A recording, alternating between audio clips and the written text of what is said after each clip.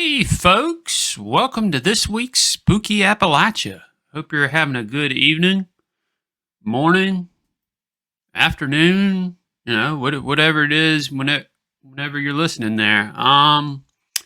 So this week we have a story from a fan who had an interesting experience in New Orleans back in 2013.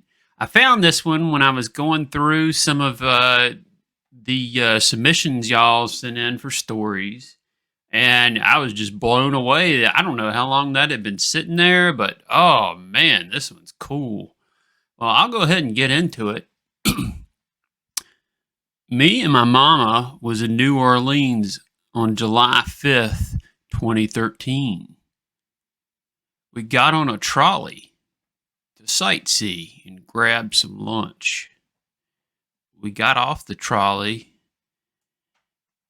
and walking along the sidewalk, and there was a men's clothing store, a restaurant, and a souvenir store. The restaurant lunch special was shrimp and grits. It was about 2:00 p.m. when we entered, and a lady yelled at us that they were closed. A man told us as he walked out of the restaurant that the food was really good and to try and come back later. He was very, very friendly, it seemed.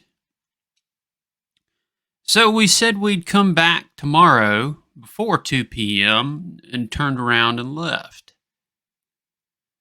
We thought it was strange that a restaurant would close so early with it being a tourist city. So the next day, we went back, and the restaurant wasn't there. It was just the men's clothing store and souvenir shop. No restaurant at all. We stood there with our mouths open. We couldn't speak even. I, to this day, get the chills just talking about it. So I guess they were ghosts, and we never saw the lady that yelled at us or the guy that said that the food was good. It's just strange, though, because we didn't know ghosts ate food. Ha ha.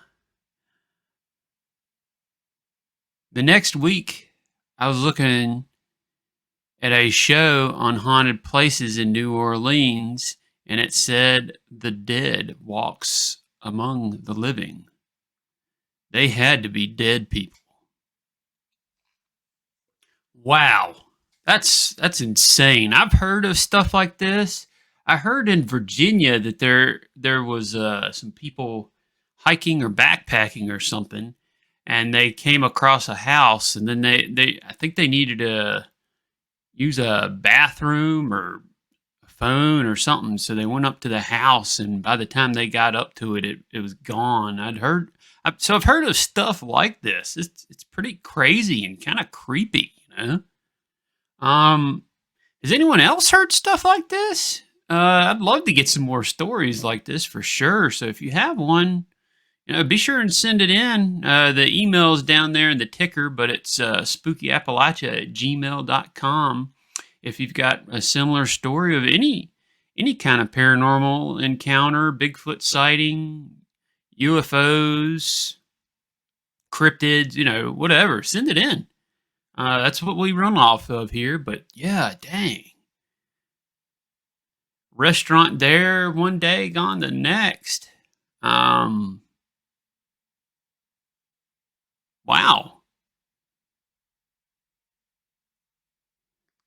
So let us know what you think in the comments on this one, and if you hadn't, be sure and subscribe, like, comment, share it out. Oh, and at this time, I would like to thank all of our channel members and Patreons who keep this, I guess, show or well, is it a show? I don't know. Well, that you guys keep us running. I really appreciate it, all of y'all. And there's also our content creator Patreons who give just a little bit more. There's a second tier. There's two tiers. I think a $3 a month tier. Then this is the $5 a month tier to get your whatever your YouTube channel, podcast, whatever, shouted out. And those are Scott, who's an author. His link's in the description. Jared King TV, you all know him by now. He's on here all the time. And then last but not least, Werewolf Radar Podcast. It's one of the few podcasts I actually listen to. They are hilarious. Give them a listen. Their link's also in the description, though. And thank you all for tuning in. And I look forward to hearing from y'all in the comments and y'all sending in your stories. And I'll catch you in the next one.